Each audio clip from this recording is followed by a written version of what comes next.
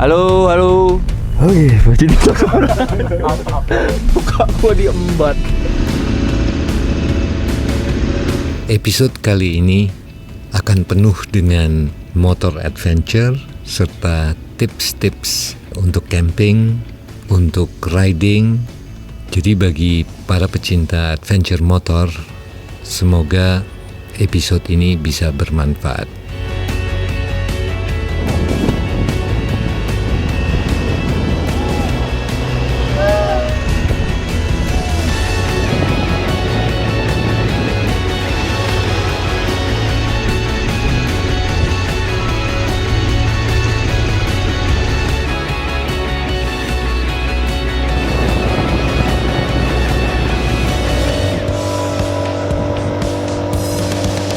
Hari ini kami berada di Ciamis, tepatnya di hutan Sengon sekitar 50 km ke arah utara kota Ciamis. Rencananya, tim motor akan riding off-road menyusuri hutan Sengon yang medannya cukup berat.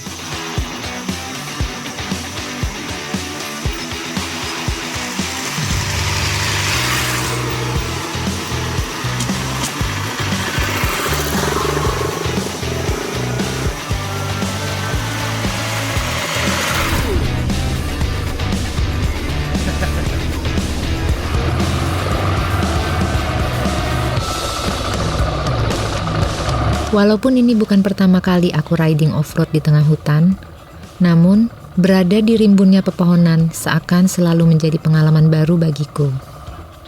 Perasaan tegang dan capai seakan hilang karena rasa sejuk dan tenang di sekeliling kami. Medan yang kami lalui juga beragam, mulai dari jalanan tanah berumput, bebatuan, hingga jalan berlumpur. ya beli kadek nyungsruk.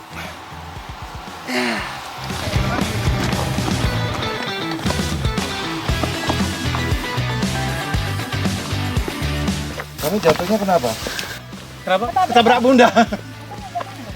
Tadi Bunda jatuh karena batu lepas. Kemudian kita senggolan, akhirnya jatuh berdua. Syukur alhamdulillah tuh masih bisa senyum. Ini kan turun. Kalau lihat agak curam, engine cut off. Mesinnya dimatiin. Tik. Jadi dia meskipun Bunda nggak ngerem, dia akan ngerem sendiri. Karena tadi posisi mesin hidup terus dan ngegas ngung. Itu Bunda panik, megang kopling, panik ngung. Sedangkan rem kaki di bawah. Iya. Kaki di bawah tapi nggak bisa ngerem. Turun. Aku pertama ngerem pakai kaki. Tapi glosor kan karena batunya lepas. Lepas. Kan? Terus aku rem pakai depan, terus malah gini-gini. Iya, pasti. Nabrak kamu.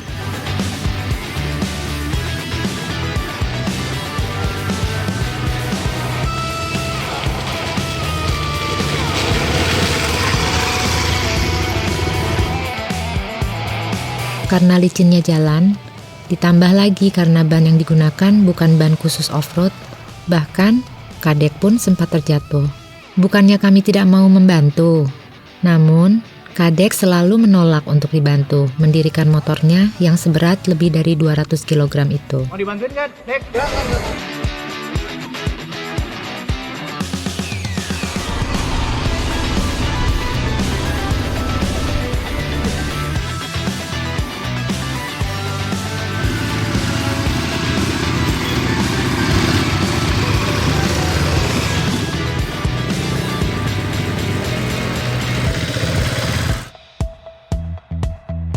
Memasuki hutan dengan motor adalah sangat indah, sangat menarik dan menyegarkan, serta sehat tentunya.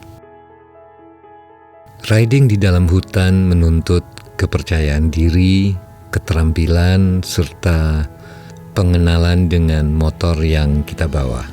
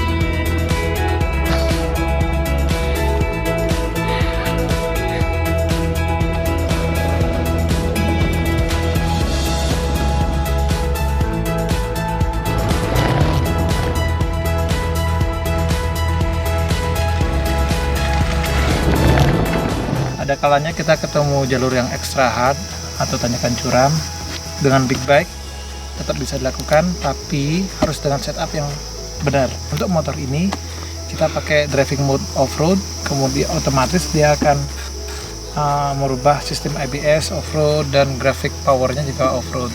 Traction control dia akan menyesuaikan untuk off-road, sehingga kita full di throttle, dia nggak ada jeda untuk power. Ikuti kita ya.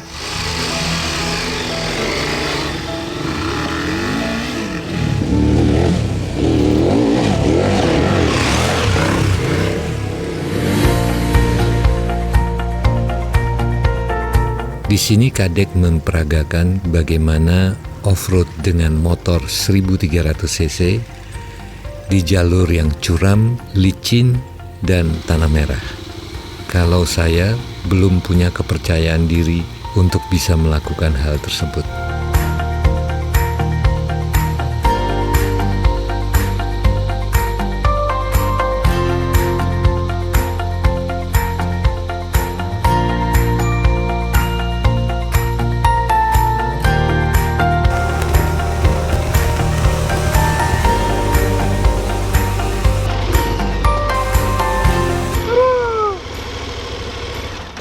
Bukan jatuh tapi nyender.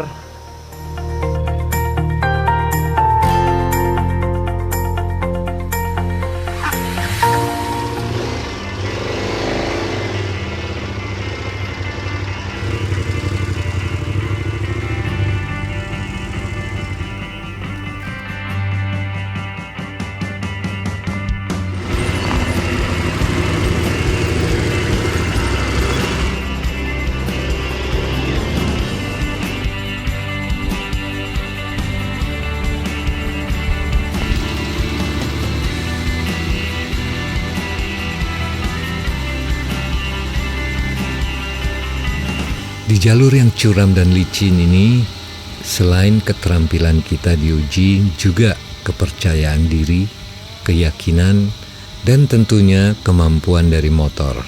Nampak di sini motor 1300 cc dengan berat 250 kilo bisa dikendalikan dengan mudah, karena pengemudinya terampil dan percaya diri, ditambah dengan kemampuan motor yang luar biasa.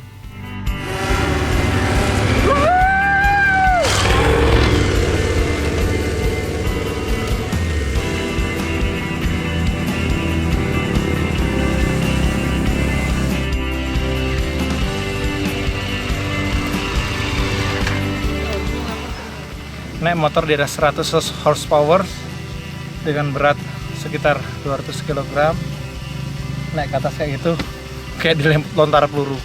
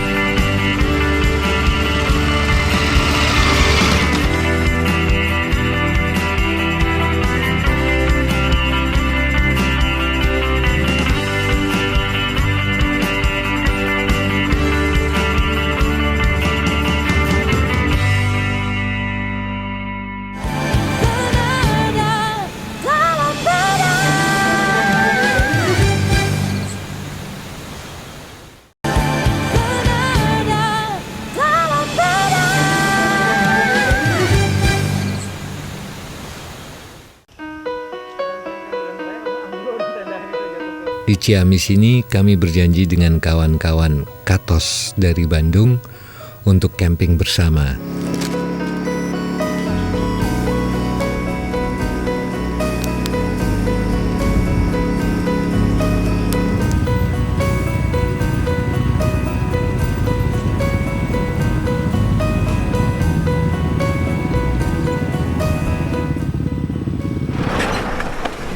akhirnya nyampe juga.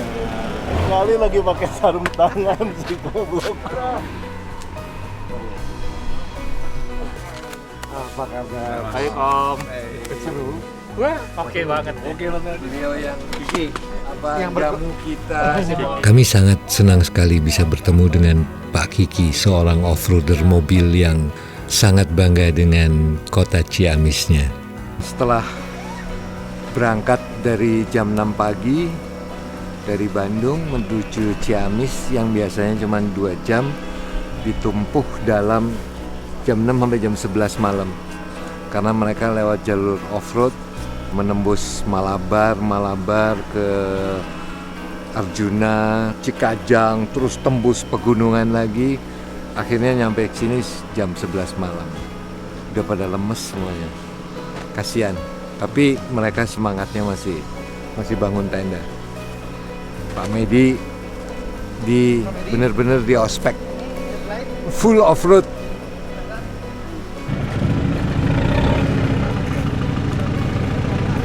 Nggak kapok loh Medi. Pas satu jalanan batu-batu gitu, dia kan pelan. Jadi kalau pelan pasti keseimbangan makin capek. Jadi agak cepet aja. Oh gitu ya. Tapi mata jangan ke bawah, ke atas aja. Habis itu jatuh sekali. Jatuh bukannya tambah pelan, tambah kenceng. Bilang makin kenceng makin enak lebar. Oh iya. 2 kali. Satu jatuh karena lumpur, satu lagi nabrak bak truk. Duak jatuh. Nyender ke tebing. Habis itu gue ngeliat mukanya kan, kalau mukanya sedih kan, wah pasti pasti udah trauma kan. Terus gue senyum ya, ngegas lagi tambah kencang. 5 desa lagi. Jarak satu desa ke desa lain berapa kilo? Nggak tahu katanya.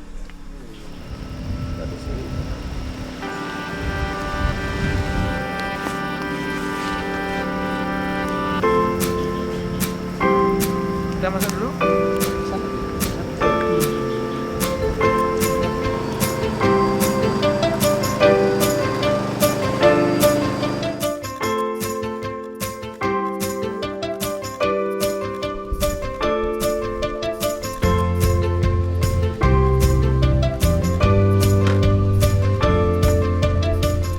Selamat pagi rekan-rekan. Pagi. Maaf agak siang karena hujan, cuaca tidak kurang bersahabat. Hari ini kita akan menuju ke terowongan Wilhelmina, parkiraan jalur sekoordinasi sekitar total mungkin masuk jalurnya off-roadnya sekitar 5 kilo. Dan sekarang ada menyeberang sungai kecil, sedikit tanjakan, sedikit berlumpur. Moga-moga kita bisa kerjasama, kita berangkat bareng, pulang bareng, jangan sampai saling meninggalkan rekan-rekan di belakang. Kemudian masuk jembatan Wilhelmina sekitar 1,2 km, kemudian kita akan keluar di dekat Pangandaran. Sip. Kita berdoa dulu sesuai dengan agama masing-masing. Semoga kita dijauhkan dari segala mara bahaya dan tiba di tempat dan pulang selamat. Ring of Fire. We are many, we are one. Indonesia.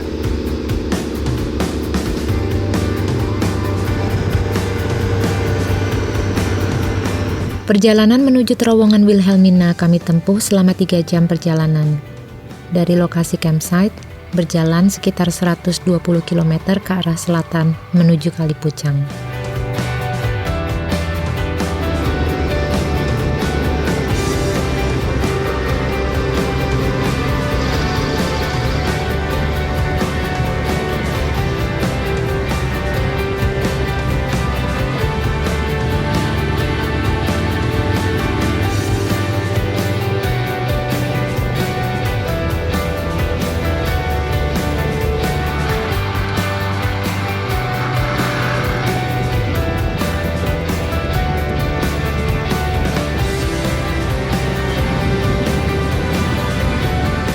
Setelah melalui jalan raya, kami berbelok ke kiri menuju jalan setapak.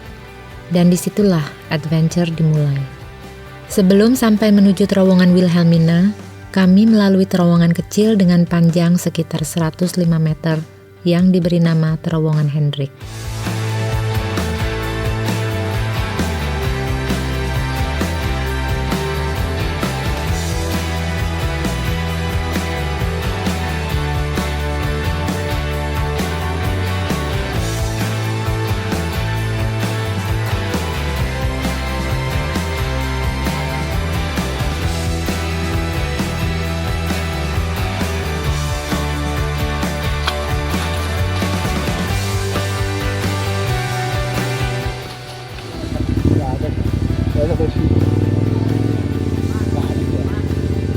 ada di peta.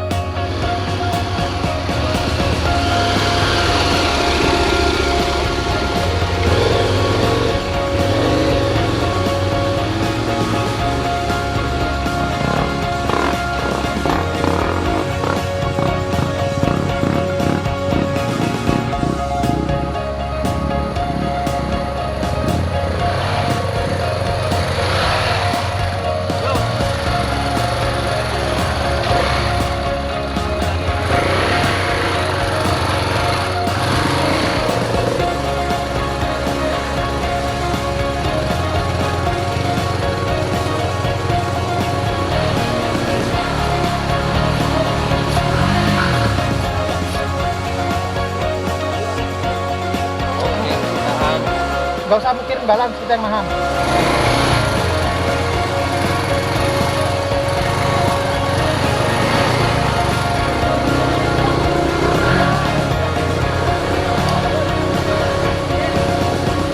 Babenya siapa itu? Babenya Diva. Masih nakal babenya Diva.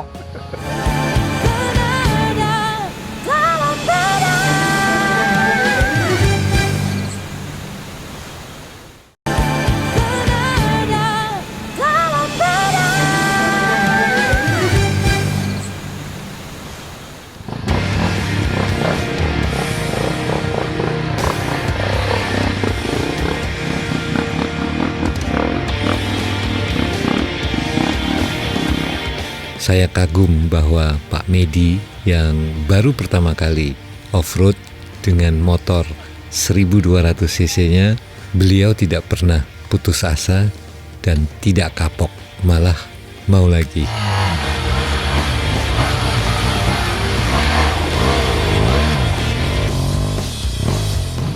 Ini nontonnya aja harus pakai helm. Soalnya batunya lempar-lempar semuanya ke bawah. Iya, pakai helm. Makanya saya nggak mau lepas helm.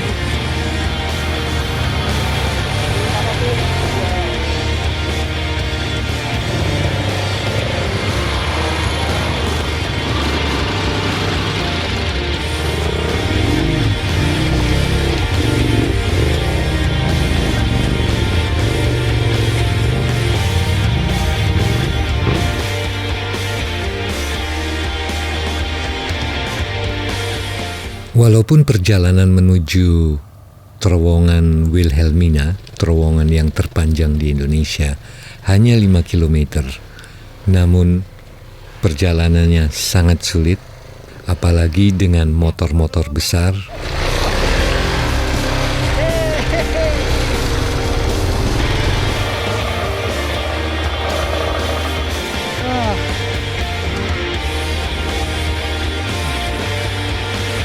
Did it.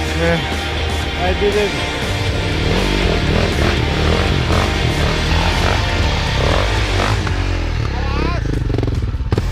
Tiga, dua, go!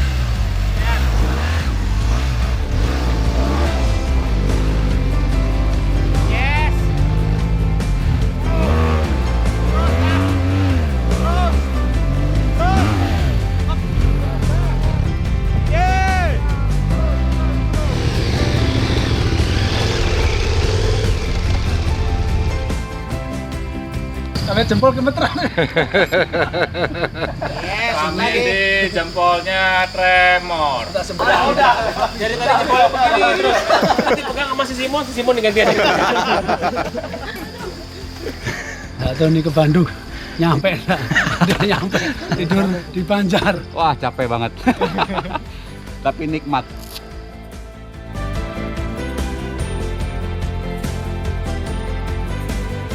Lubang-lubang buat orang dulu kan sembunyi kalau ada kereta lewat kan, ada orang nyebrang sembunyi masuk ke dalam. Membelah gunung apa? Bukit atau apa? Membelah Gunung Bagolo. Ini di jalannya, di atasnya ini jalan raya yang arah ke Karapyak, ke pantai Karapyak. Sejarah keberadaan kereta api di wilayah Provinsi Jawa Barat pada masa penjajahan Belanda tidak bisa dipisahkan dengan jalur kereta api jurusan Banjar, Pangandaran, Cijulang. Rute ini memiliki panjang jalur sekitar 82 km dan mulai beroperasi pada tanggal 1 Januari 1921. Dahulu, jalur ini merupakan jalur yang sibuk untuk mengangkut hasil pertanian dan perkebunan dari Banjar ke Cilacap. Karena menurunnya jumlah penumpang, sehingga jalur tersebut tidak lagi menguntungkan. Akhirnya di tahun 1984, jalur ini ditutup. Terowongan Wilhelmina adalah terowongan yang terpanjang di Indonesia, yaitu sekitar 1,2 km.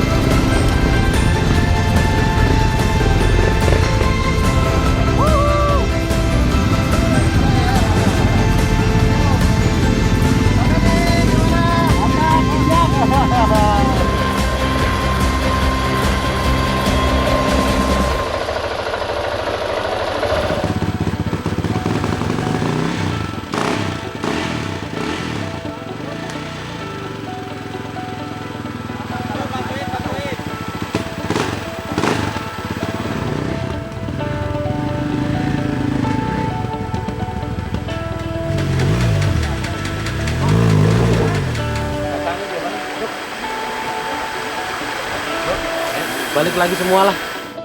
Karena hari sudah gelap ditambah dengan medan yang sangat berat, kami memutuskan untuk tidak melanjutkan perjalanan dan berbalik arah menuju rute awal keberangkatan. Gimana Pak Medi? Gimana pengalaman hari ini Pak? Pengalamannya luar biasa dan baru pertama kali ini ikut grupnya Rofa. Om Kadek memang dia ngerjain orang itu, tapi menarik. Tidak kapok dan pengen lagi. Nggak boleh kapok Pak ya, semangat ya. Siap, mantap.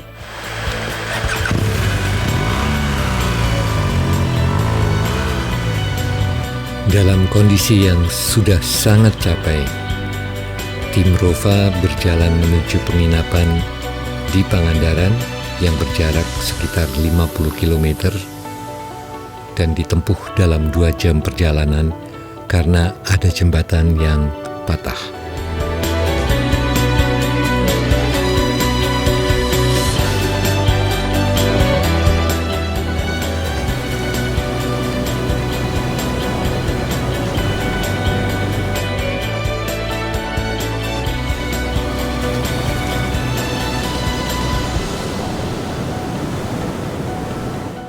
Tadi malam kita lewat terowongan terpanjang, namanya terowongan Wilhelmina. Terowongan udah nggak dipakai, gelap sekali. Waktu kita lewat itu banyak kelelawar. Menuju ke situ itu agak-agak lumayan karena jalannya off-road dan kebetulan juga memang habis hujan ya, jadi lumayan berat sih off-roadnya. Jadi tadi malam waktu kita nyampe udah kecapean, langsung mandi terus tidur, udah nggak lihat yang lain. Pas pagi-pagi lihat aja lumpur-lumpurnya di celana, di sepatu. Yang paling hebat ini motor nih. Ini motor meskipun tenaganya nggak sebesar motor besar yang lain, tapi selalu bisa ngikutin. Dan ya I'm happy. Ini bike ini bener-bener didesain di jalan oke dan terbukti tadi malam waktu off-road juga tidak masalah sama sekali. Hari ini rencananya kita bersih-bersih. Lumpur yang kita dapat itu cukup tebal, jadi kita pakai steam, tapi untuk berapa titik kita bilang ke tukang cucinya itu jangan disemprot terlalu keras karena banyak sekali sistem elektronik yang ada di motor ini, jadi kita harus jaga biar jangan sampai konslet.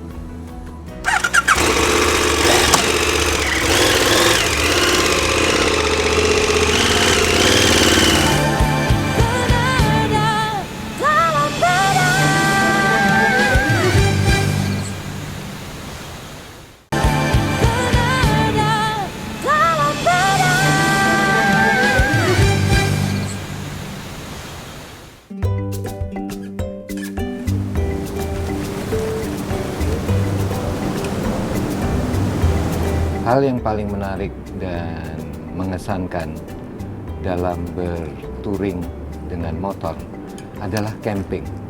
Tim Ring of Fire memilih tenda yang paling praktis, bukan yang paling kecil atau paling ringan, tetapi yang paling praktis. Waktu untuk membukanya sangat singkat, sehingga pada waktu hujan kami bisa punya tenda dalam waktu 1-2 menit.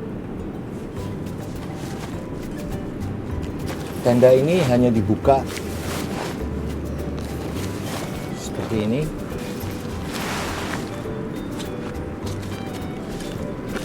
Dari keempat sisinya.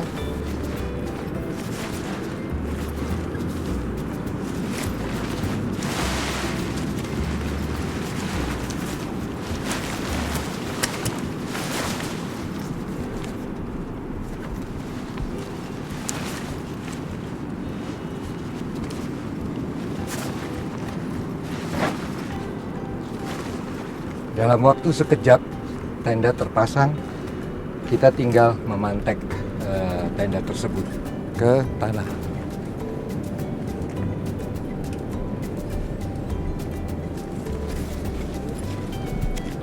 Salah satu yang terpenting dalam memasang tenda adalah ketegangan dari tenda itu.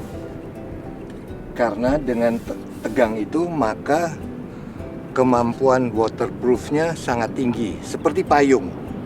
Payung itu rentangannya keras sekali sehingga air itu akan dengan mudah jatuh. Lapisan luar dari tenda tidak boleh menempel ke lapisan dalam tenda. Karena begitu dia nempel, begitu juga air akan segera masuk. Tapi kalau tidak nempel, maka tenda itu akan terhindar dari kebocoran. Di sini terlihat bahwa lapisan luar itu berjarak dengan lapisan dalam. Di sela-sela ini adalah tempat yang baik untuk meletakkan sepatu, jadi yang sepatu kotor nggak perlu masuk ke dalam.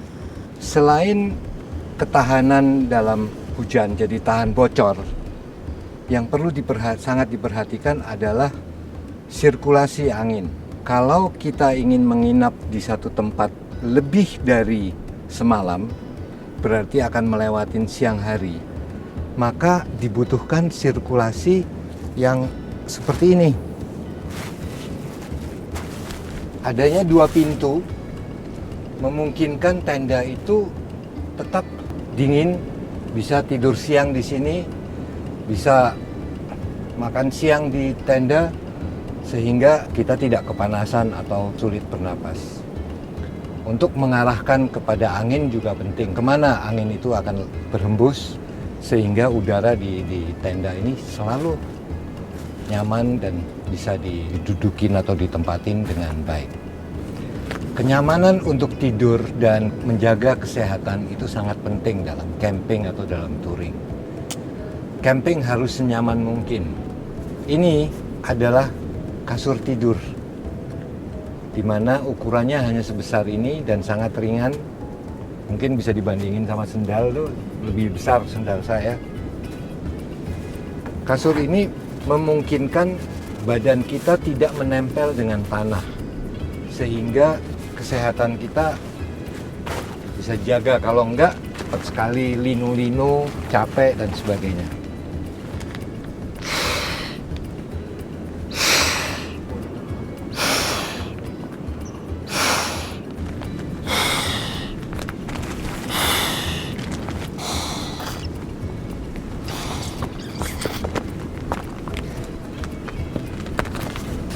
Ini adalah kasur tiup yang membuat kita bisa menjaga kesehatan kita, memberi kita kenikmatan waktu tidur, ringan, mudah dibawa masuk ke panye. Dan kasur tiup ini mempunyai bermacam-macam ketebalan, ukuran, dan sebagainya, serta kenyamanan. Tentu harganya berbeda-beda. Kasur tiup yang saya pakai sudah berumur 6 tahun. Dan sampai hari ini masih tetap saya pakai untuk keliling dengan Ring of Fire yang dimana frekuensi pemakaiannya sangat tinggi dan berat. Jadi di sini kita mendapatkan kenikmatan saat tidur dengan bantal, dengan kasur yang menghindarkan kita dari kelembapan tanah dan rasa dingin. Untuk menjaga agar kasur angin atau kasur tiupnya ini bertahan lama, sebaiknya di bawah kasur tiup ini diberi lapisan matras hitam yang menjaga kasur tiup agar tidak tertusuk dengan benda tajam dari bawah tenda. Banyak orang bertanya-tanya, tali ini gunanya apa? Tali G-wire ini gunanya adalah pengikat tenda agar bisa rentang dengan baik. Sering orang membongkar, dibuang plastiknya, padahal plastik inilah yang sebenarnya membantu kita untuk tidak setiap saat harus nyetel, tapi hanya ditarik ke atas, setelah cukup rentang dilepas, maka tenda akan terpegang dengan kencang. Apabila memiliki tenda yang memungkinkan dibuat teras, itu akan sangat menguntungkan.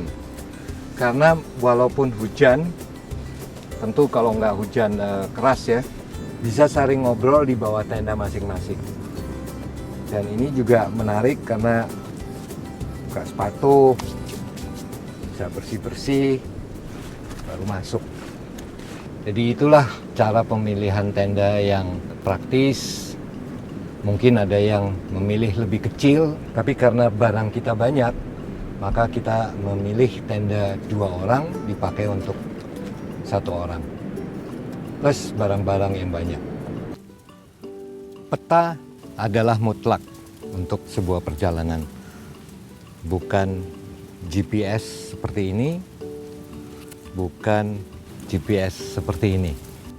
Kalau kita melihat GPS seperti ini kecil sekali. Yang lebih penting adalah bisa melihat pandangan yang luas. Ini separuh Jawa Tengah dan Jawa Barat sekelilingnya. Kami berada di Pangandaran. Berarti selatan sini dong ya. Itu lautnya di sebelah sana. Jadi kita tahu utara, selatan, barat, timur kita bisa tahu. Kemudian kebetulan kita harus memikirkan kita pulang ke Jakarta apa ke Bandung. Anggap aja ke Bandung ya. Kita mau lewat mana? Di sini kita bisa melihat secara keseluruhan kemungkinan lewat Tasikmalaya, lewat Banjar, lewat Garut, lewat Sindang Barang, lewat semuanya kelihatan. Sedangkan dengan GPS Anda tidak bisa melihat itu, hanya melihat kecil sekali.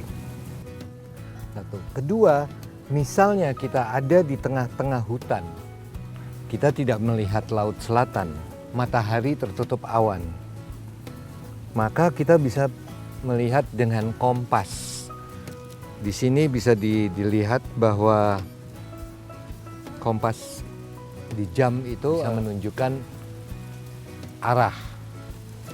Mungkin tidak 100% presisi, tapi Anda tahu, oh kita ada di Palima. Jadi kita tahu ngadepnya kemana ya. Terus selama ini kamu ngeplan perjalanan kita gimana? Pertama, kita cari point of interest. Kemudian ada nggak point of interest di peta ini? Di peta tidak ada. Ada. Sebagian ya, ada. Nggak semuanya. Betul, tidak semuanya ada. Kemudian daerahnya kita kasih pin ke daerah masing-masing. Kemudian dari sana kita bisa menentukan route. Oke. itulah yang apa biasanya kita kerjakan. Nomor satu adalah apa saja yang kita harus shoot, berapa persen budaya, berapa persen ini, berapa persen itu. Kemudian tugasnya Mbak Andini dan Diva adalah research dari setiap point of interest, di mana kita jadikan sebuah buku sehingga perjalanan kita tahu sampai di sini kita akan ketemu point of interest ini, kemudian kita mesti ngomong apa dan sebagainya. Kalau off-road, beliau guide-nya, kamu survei dulu ya? Enggak, tanya ke teman-teman komunitas aman atau enggak, motor besar bisa atau enggak, dan seberapa panjang, estimasi waktu itu sangat penting. Waktu, jarak, sehingga bensin dan jadwal tidak terganggu. Semoga bermanfaat.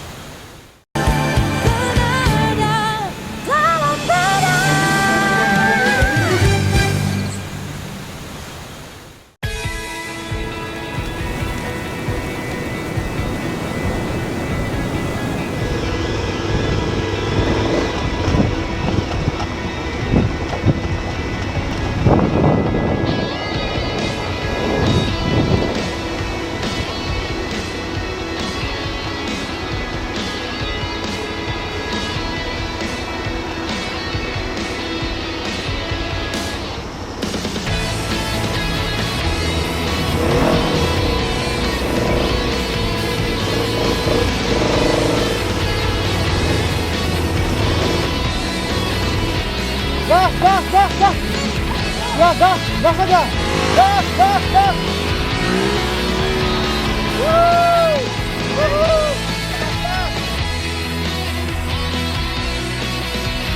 Gimana, kapok nggak?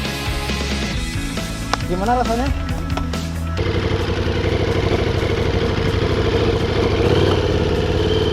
Riding di medan off-road disarankan untuk dengan posisi berdiri. Dengan posisi berdiri, jika kita mendapatkan sebuah guncangan, kita punya ekstra suspensi, yaitu pada ankle, pada lutut, pinggang, pundak, dan lengan. Sehingga kita akan sangat mudah sekali untuk mengontrol motor. Salah satu kaki harus menempel pada bodi motor. Dengan motor ini menempel pada saddle atau seat. Jika jalannya lurus, kita jepit seatnya atau joknya kita jepit. Untuk berbelok, kita memindahkan berat badan dari kaki kiri menekan footpeg kalau untuk belok ke kiri, dan kaki kanan menekan footpeg kanan untuk belok kanan.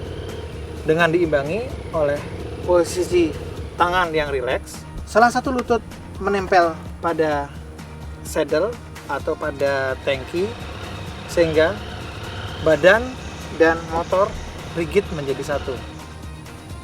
Untuk U-turn pada medan off-road, kita bisa berbelok dengan satu kali menikung.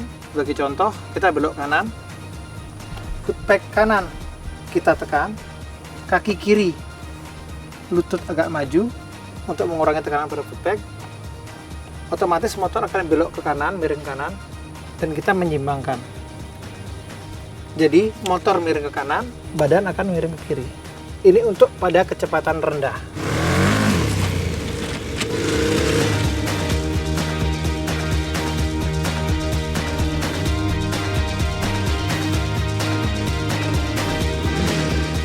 Untuk berbelok ke kiri, kaki kiri menekan footpeg, kaki kanan sedikit tekuk ke depan, kemudian badan, motor otomatis motor akan miring ke kiri dan badan menyimbangkan ke kanan.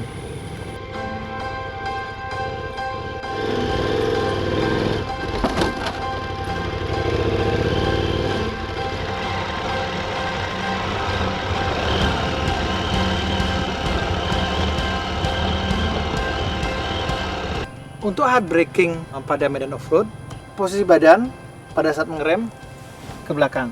Ini disebut sebagai tiger position. Jadi pada saat kita jalan, kemudian ada rintangan sehingga kita harus mengerem mendadak. Cukup rem depan belakang secara bersamaan. Jika itu jalan lurus, badan posisi ke belakang. Badan posisi ke belakang adalah untuk memberikan ekstra grip pada roda belakang sehingga motor akan lebih cepat berhenti.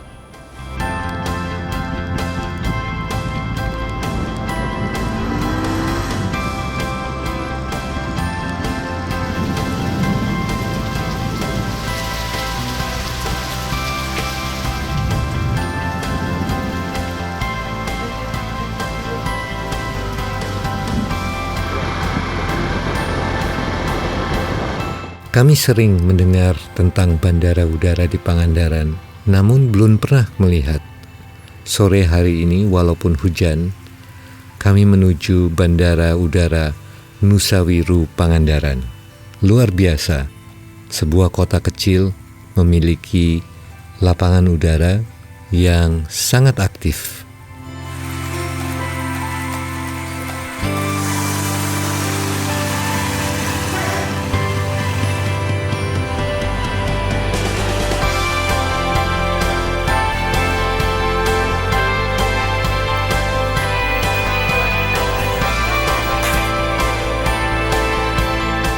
Hari ini kami sudah menyelesaikan semua pekerjaan dan kami segera kembali ke Jakarta.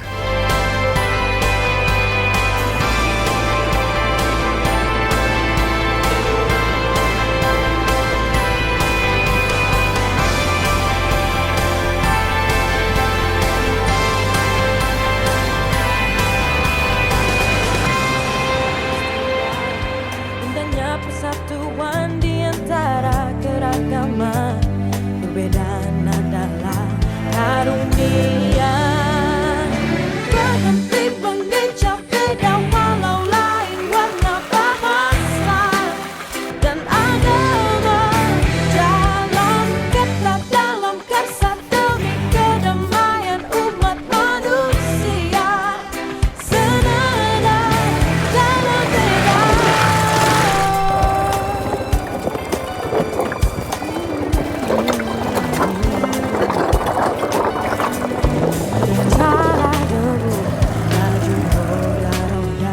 Setelah 28 hari kami mengelilingi Jawa Barat, dapat kami simpulkan bahwa di Pulau Jawa masih banyak terdapat daerah-daerah yang sangat indah, bersejarah, dan memiliki kebudayaan-kebudayaan yang sangat menarik, terutama di Jawa Barat, tanah legenda. Agama dalam kata